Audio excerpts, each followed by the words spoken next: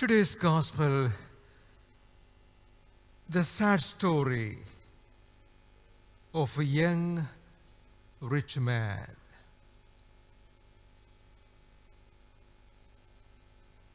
He had everything. He was a good man.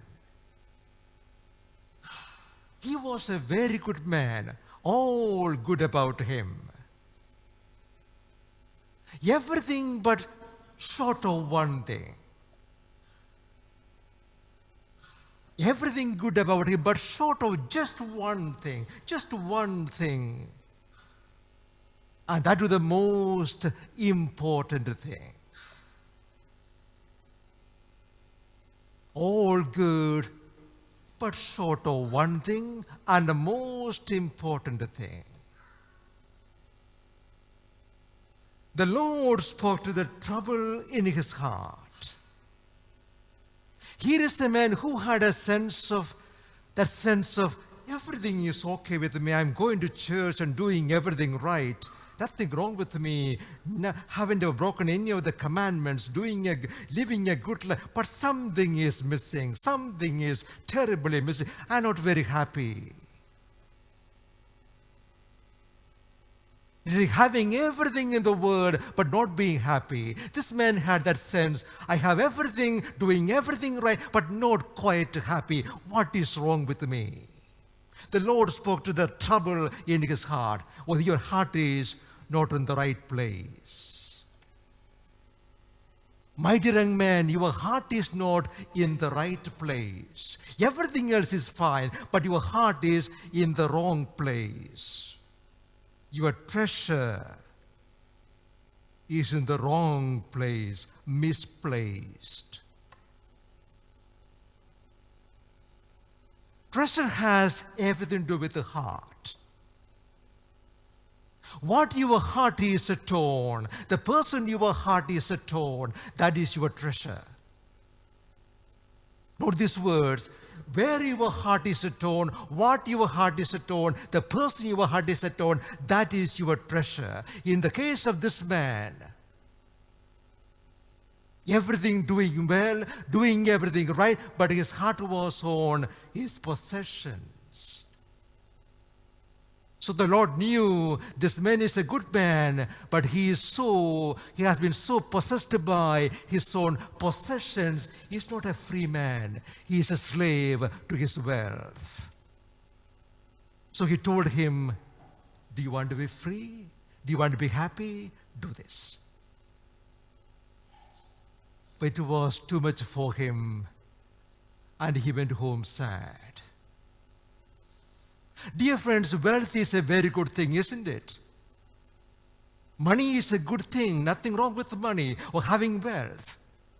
The disciples were astonished because for the Jewish man, wealth is a sign of God's blessing. And the Lord is saying, difficult for a rich man to enjoy God's peace and his kingdom. Why?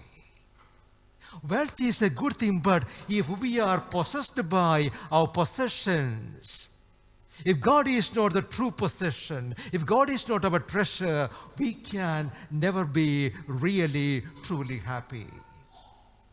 It's about realizing what is relative and what is ultimate.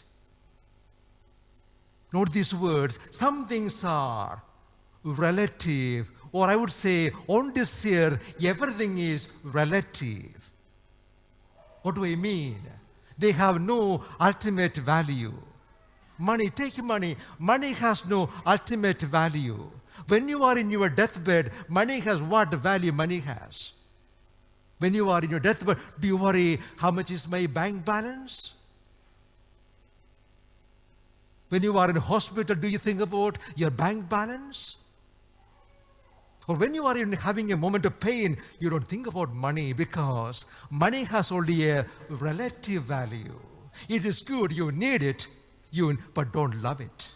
Use it, enjoy it, go on a holiday, enjoy it, use it, don't leave it, don't keep it for all eternity, but use it, but remember, it's only for a means of transaction. We cannot live for money, meditate on money, or make it the ultimate. The ultimate is what is ultimately helpful, useful, and meaningful. God alone. As we heard in the entrance hymn, God alone is sufficient. If you listen to the first reading from Solomon, wisdom. Wisdom is about this realization, what is relative and what is ultimate. What is ephemeral and what is eternal. Designing your life, living your life based on these two, what is relative and what is eternal. Solomon says, gold? Oh, I had a lot of it. I have had everything. I'm telling you, gold is just dust. Solomon, the richest man in the world, telling us gold is nothing, just dust. Silver or mud.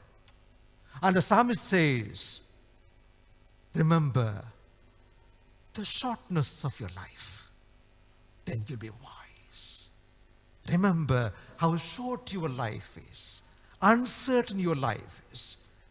If you remember that, you will be wise. You'll use your money and everything in life sensibly and with wisdom. If you remember, your life is very short. Tonight, you could die.